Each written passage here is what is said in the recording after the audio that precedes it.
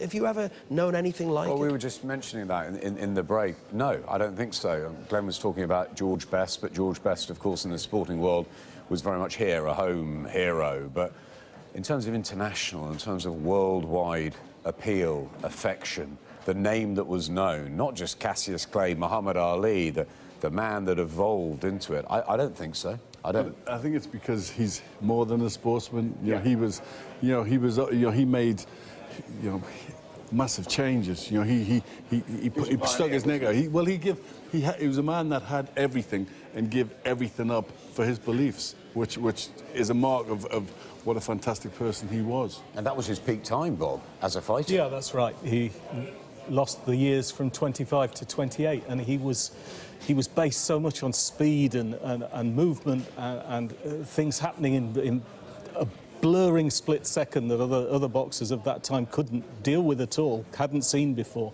And then after the layoff, he was slower, he was older, his body had changed, and he had to almost learn how to be be again. But the pictures we're the seeing, noise was yeah, the noise pictures we're seeing now. I mean, it's still excites me like I was a kid again, because I used to get goosebumps when he'd come on TV.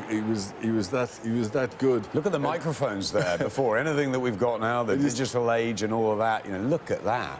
Well, I mean, he rightly called himself. He named himself. He wasn't the most modest. He named himself the greatest. But then to live up to that, it was almost everything he did, he lived up to, and that was what made him extra special. When he beat George Foreman, I mean, he was a massive underdog. So many times in his career, he was a massive underdog, and then shook the world. And then, that's what it did there. And he brought that drama. Look at that with Frazier and the trilogies with Frazier, with Norton, the great era as well of heavyweights there. I mean, it was a golden age, Bob. Yeah, and here he is with Foreman and Spinks at the end of his career, when I think most people had hoped he'd got the message and stopped. But this now we're looking at pictures of what took him to the rest of the world, almost took him outside sport and made him something extraordinary, something mysterious at the start in an America that was volatile and Bob, difficult. when you think of that, I mean, Bob just touched the bravery